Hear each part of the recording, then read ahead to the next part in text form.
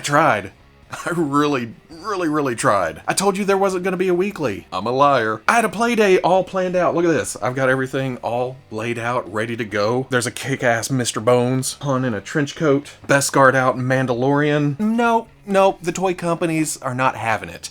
And they're just like, hey, you wanted to see more stuff? Let's do more stuff. We can't wait for the weekend. So I'm setting all that aside for a little bit longer. We will get to Playday because I love Playday. But we're going to talk about the action figure action we've already had this week. Cleanse the palate.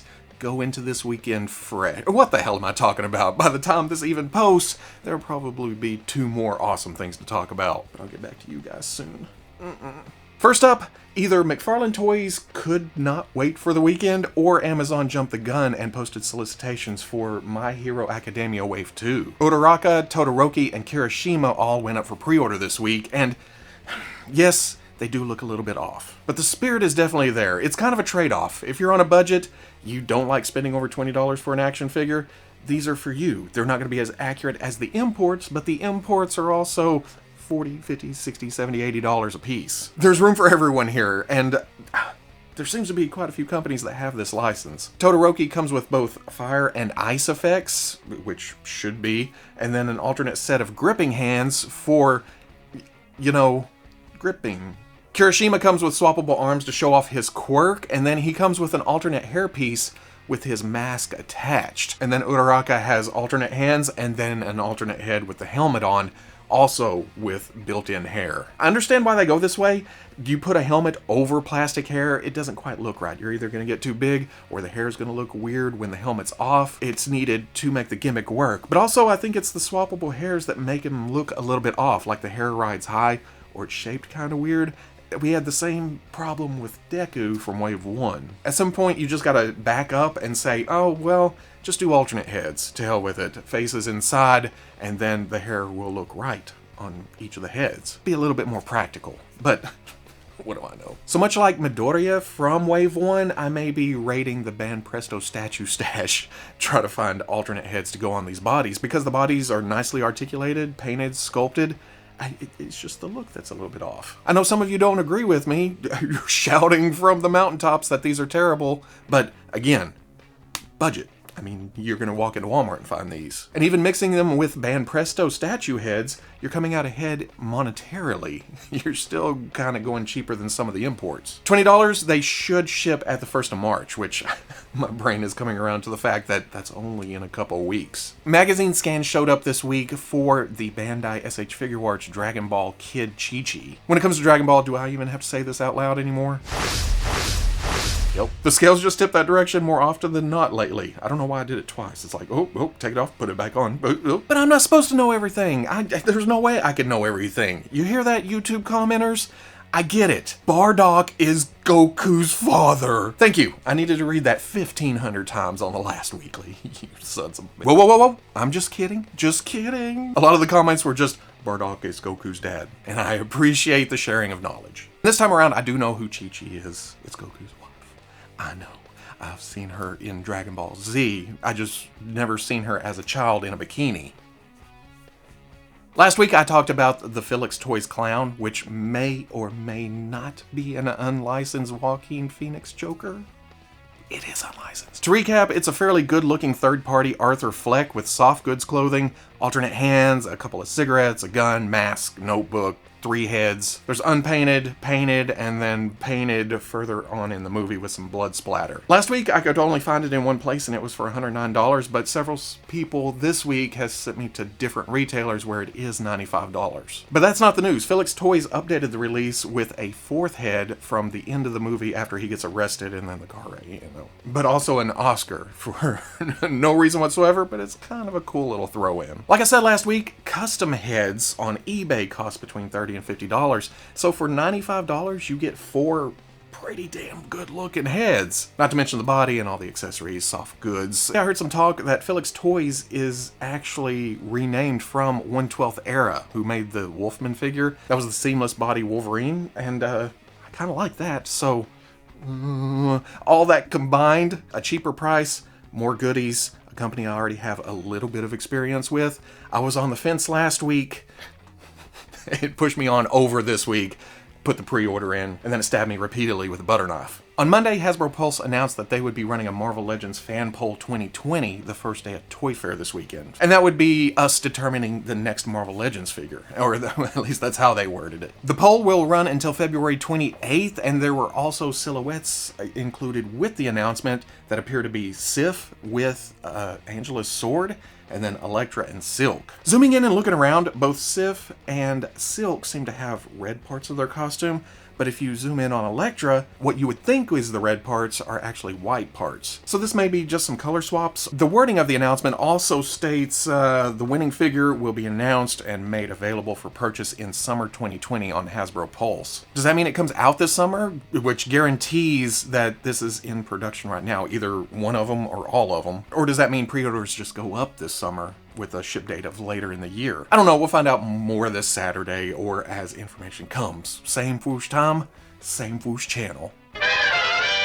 In more concrete Marvel Legends news, GameStop announced that they will be having an exclusive bundle of the Avengers video game with a Marvel Legends Outback Hulk. Now, I don't know what an Outback Hulk is. I want my Betty back, Betty back, Betty back. I want my Betty back, Betty back, Betty back. Banners! I'm guessing he's a hermit for some reason in the game, and then the Avengers go find him. He's brought back into the superheroing biz by a rousing speech by Cap, or his just innate need for justice, or to find and smash whoever stole Wilson. Wilson! I've seen comments of this being a bad exclusive, but you're not forced to buy it to get a Build-A-Figure piece, or, well, nobody's forcing you to buy it at all, really. It's at GameStop. And who even knows that GameStop will be around by then. Wait! Give me some kind of sign if you're held against your will and being force-fed action figures you don't want. Me and the cops. Come get you. Guns a-blazing. Okay, if you were buying the game already and were wanting a different figure, I can see the gripes there. Or, if you do want the Hulk, but don't have a gaming system or play video games, I can see that too. But come on, it's just a gray in-game Hulk with some paint on his chest, some wraps around his arms, and then two beautifully sculpted bearded heads. I already wanted the game on PS4, so beard. I'll take it. $90?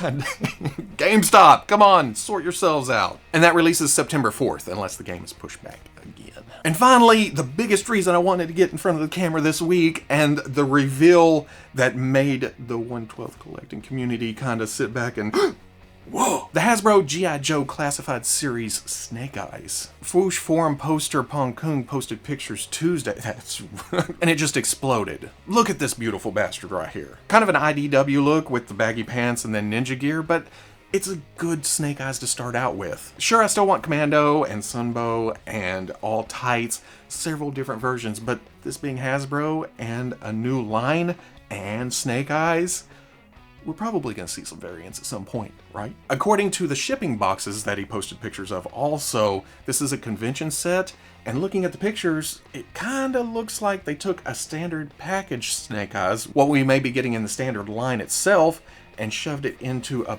bigger, more exclusive type box with more weapons in a weapons rack. I'm not saying the box that Snake Eyes actually comes in is the standard line packaging. I'm thinking something more colorful. It may be just black and gray because it's either exclusive or, again, Snake Eyes. But altogether, it makes for a damn impressive array of weapons. Swords, spears, axes, sai, Uzi, pistol, hands, backpack. Hell, if all the classified figures are packed like this, in a Star Wars Black Series type box with weapons all around it, hands, options, ooh, we're in for a hell of a ride. It seems to have all the necessary articulation that we've come to expect from Hasbro, but I don't know, I've seen a lot of griping about the ab crunch, and I kind of agree because Superior Doc Ock has a floating ball mid-torso, or the Power Rangers that have the same kind of articulation with a crunch in the abs, those seem to be a little bit more smooth and useful. But then I started thinking this line may be full of characters with baggy shirts, uniforms, jackets, bandoliers, straps, so a good old ab crunch may be more useful in those situations. Or this is an older sculpt. Who knows? I don't know. I haven't even seen the thing yet. I want to hold it and play with it. But Pong Kung does state that the neck is a ball on top and on bottom, like more recent Star Wars Black Series figures. So, it's a trade-off. Plus, whoo, butterfly shoulders, sword holding, gun shooting, nice sculpt, super articulation, Snake Eyes. Oh yeah. A comparison shot beside this custom Marvel Legends Killmonger body with a Peter Parker head shows that Snake Eyes is a little bit shorter, a little bit thinner. Closer to Power Rangers scale while still looking good next to the Shang-Chi body or even the Articulated Icons Ninja figures. So I'm thinking this is closer to true 1/12 scale. But like I said, this is apparently a convention set, and I'm thinking that this will go up on Hasbro Pulse this weekend. Sure, it's not a convention, but that may just be a standard thing for sets that go directly to Hasbro. Because they don't actually sell toys at Toy Fair, they just show toys and then go home. But this looks like a good type of exclusive because it seems to be the standard line Snake Eyes, just with extra weapons. So you're not missing an actual character. So if you do miss it on Hasbro Pulse, you'll still have a chance for a stripped down version later on. Series 1, if the leaks are correct. Again, all shall be revealed on Saturday. Okay, I was finished recording, about to go in and do edits. Grab my phone, of course, as usual, and I find a Mezco tweet teasing a 1/12 Collective Predator. Of course. Why wouldn't they? Everything we see is sculpted, I think, and it looks like there's an articulation point across the chest right here, so this should be a kick-ass looking figure. The last two releases that were hashtag Toy Fair 2020 and had this kind of video intro, they went up for pre-order the next day or two. So will we see this up for pre-order before Toy Fair even starts, or is this a tease of what we're going to see at Toy Fair? Who knows? At this point, I'm just so... But it does look cool, so we will see. Now I'm going to shout into the ether, that's all for this week, but we all know it's not. This is kind of a mid-weekly, so the schedule's off. This will go on Patreon Wednesday, it'll go on YouTube Thursday, so on Friday at noon on the Fwoosh front page, that's where I'll post all these pictures and such. And I'm excited. Getting on a plane this weekend, going to New York City, hang out, look at some toys, and as you're watching the news, you're gonna find something you like. Focus on that. Don't focus on all the negatives or what you don't like. It's a hobby. Have fun with it. If you don't like Star Wars, just skip on past the Star Wars. If you don't like Marvel, skip on past the Marvel. Get to something you do like. Don't be a miserable bastard. That's my advice for life in general. Don't be a miserable bastard. So if you enjoyed this mid-weekly, comment, like, subscribe, or whatever the platform you're watching this on allows. Much love to the plus if you're interested in seeing videos early or just in a position to help out the channel, patreon.com. But wherever you may be watching this, I'll see you in a day or two. We will be talking very soon on the Fwoosh.